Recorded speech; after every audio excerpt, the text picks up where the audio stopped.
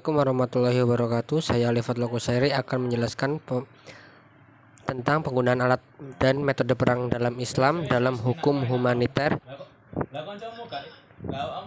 yaitu alat-alat yang diperbolehkan saat berperang. Ada banyak jenis yang digunakan umat Islam dalam perang terdahulu. Kemenangan umat Islam dalam peperangan kala itu tentu saja pertolongan Allah Subhanahu wa taala kepada mereka melalui beberapa senjata sederhana.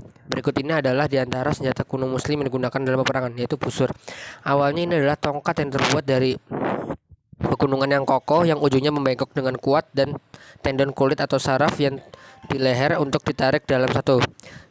Dalam Al-Quran sekilas mengenai bentuk busur tersebut, Allah Subhanahu wa taala berfirman, "Fakana qaba qausaini au adna." Artinya, maka jadilah dia dekat sejak dua ujung busur atau lebih. Quran surat An-Najm ayat 9. Panah. Anak panah ini memiliki tiga bagian utama, yaitu mata panah yang sering dibuat logam, bilah, dan alur. Anak panah terbuat dari batang pohon yang padat dengan panjang sekitar satu lengan besi runcing, membuatnya sulit untuk dikeluarkan jika tertahan tubuh. Kayu terbalik untuk busur dan anak panahnya dipadukan sehingga menjadi keras, ringan karena tipisnya kulit dan tidak lembek. Busur pemanah seperti senapan dan anak panah seperti pelurunya, dan pemanah harus mempertahankan sejumlah anak panah saat bertarung. Kemudian tombak, terbuat dari cabang pohon yang kokoh dan merupakan senjata kuno yang banyak digunakan oleh orang-orang kuno. Tombak sebetulnya lebih umum digunakan di negara-negara yang melakukan perjalanan ke gurun, termasuk orang-orang Arab. Kemudian pedang, senjata ini paling terhormat dan biasanya dimiliki kalangan orang-orang kaya yang saat itu untuk bertempur. Orang Arab menyimpan baik-baiknya pedangnya.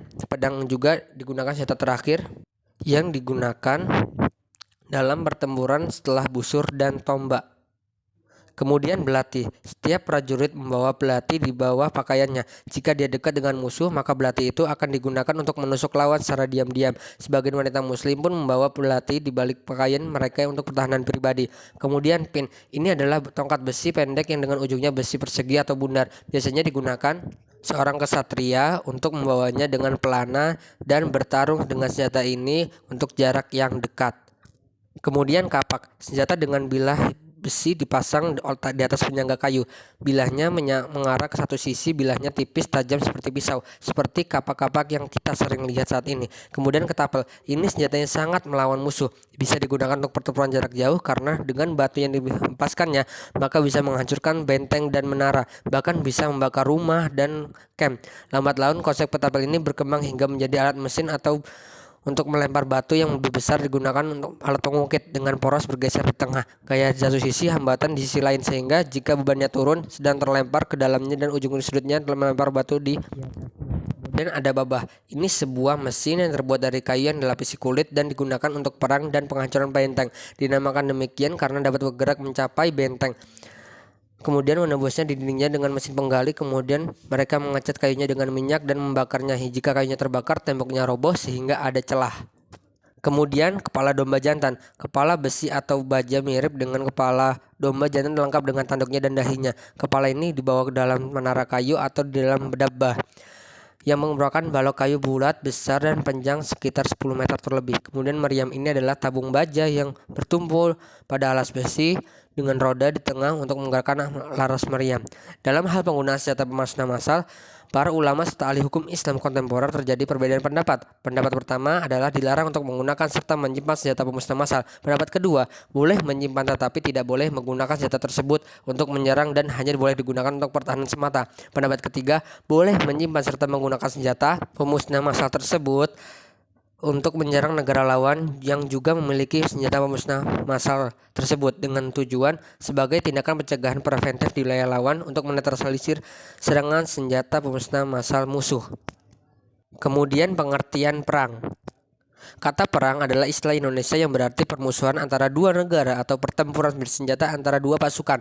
Adapun jihad fisabilillah dalam istilah syara adalah padanan dari kata perang atau harb dalam rangka menegakkan kalimat Allah Subhanahu wa taala. Akan tetapi ada juga yang beranggapan bahwa perang itu berbeda dengan jihad karena jihad dianggap sebagai kewajiban religius sedangkan perang sebagai anomali sosial. Adapun perang yang dikumandangkan dalam Islam dengan tema jihad sebagai upaya mewujudkan keimanan dan perdamaian dunia. Menurut Al-Sibai, perang tersebut memaksakan Islam sebagai agama kepada orang lain, karena sikap ini tidak sesuai dengan karakter Islam yang memproklamirkan kebebasan akidah. Namun perang tersebut merupakan pembebasan umat dari musuh untuk memberi kebebasan merealisasikan agama serta mewujudkan keadilan sosial untuk semua bangsa. Dengan demikian menjadi jelas bahwa perang yang dijustifikasikan oleh teks normatif Islam jelas bukan berorientasi pada penindasan kekuasaan dan upaya mewujudkan nafsu hegemonitas. Kemudian aturan perang dalam Islam. Berikut ini adalah aturan-aturan dalam Islam melakukan peperangan. Yang pertama, sasaran dalam perang adalah prajurit musuh yang ikut berperang. Selain prajurit tidak boleh diperangi. Wanita, anak-anak, ahli agama, dan orang tua tidak boleh dibunuh sesuai dengan hadis Rasulullah SAW. Dari Abdullah bin Umar, ia berkata, "Aku mendapati seorang wanita terbunuh dalam peperangan bersama Rasulullah SAW. Kemudian beliau melarang membunuh kaum wanita dan anak-anak dalam peperangan." Hadis riwayat Bukhari nomor 3015 dan Muslim nomor 1744. Kemudian yang kedua, tidak boleh menghancurkan bangunan fasilitas umum. Dalam surat Al-Qasas ayat 77, Allah berfirman, "Dan janganlah kamu berbuat kerusakan di muka bumi. Sesungguhnya Allah tidak menyukai orang yang berbuat kerusakan." Fasilitas-fasilitas umum seperti rumah sakit, sekolah, dan tempat ibadah tidak boleh menjadi sasaran penghancuran dalam perang. Telah banyak perang yang mengakibatkan fasilitas umum hancur sehingga menambah penderitaan warga sipil yang tidak ikut perang. Selain itu, penggunaan senjata nuklir atau senjata pemusnah massal yang membunuh tanpa melihat siapa menjadi sasaran senjata tersebut juga dilarang karena mengakibatkan kerusakan yang sangat parah. Kemudian ketiga, jangan lari dari medan perang. Rasulullah SAW juga memberikan wasiat yang berkenan dengan diri pasukan sendiri. Beliau bersabda, "Jangan lari kalian dari medan perang." Hadis riwayat Muslim 1731, Abu Daud 2613 dan At-Tirmidzi 1408 dan Ibnu Majah 2857. Yang keempat, tidak boleh membuat kerusakan di bumi. Perintah dari Abu Bakar As-Siddiq yang sangat jelas kepada pasukan yang berangkat menuju Syam. Ia berkata, "Jangan membuat kerusakan di bumi." Wasiatnya yang lain kepada pasukannya, "Jangan sekali-kali menebang pohon kurma, jangan pula membakarnya, jangan membunuh hewan-hewan ternak, jangan tebang pohon yang berbuah, jangan kalian menerobohkan bangunan." Riwayat Al-Baihaqi dalam Sunan Al-Kubra 11904, Ibnu Katsir dalam Tarikh Ad-Dimash 2/75 dan At-Tahawi dalam Syarah Mushkilul Athar 3/144. Yang kelima, berinfak pada tawanan. Berinfak pada atau memberi tawanan sesuatu yang tidak membuat mereka begitu menderita dianjurkan dalam Islam. Mereka dalam keadaan lemah dan terpisah dari keluarga tentu memberi makanan, minuman, dan hal-hal yang didapatkan manusia dapat meringankan beban mereka. Allah berfirman, "Dan mereka memberikan makanan yang disukainya kepada orang miskin, anak yatim, dan orang menjadi tawanan." Quran Surat Al-Insan ayat 8. Keenam, tidak boleh memutilasi mayat. Rasulullah SAW melarang memutilasi mayat walaupun musuh dalam peperangan.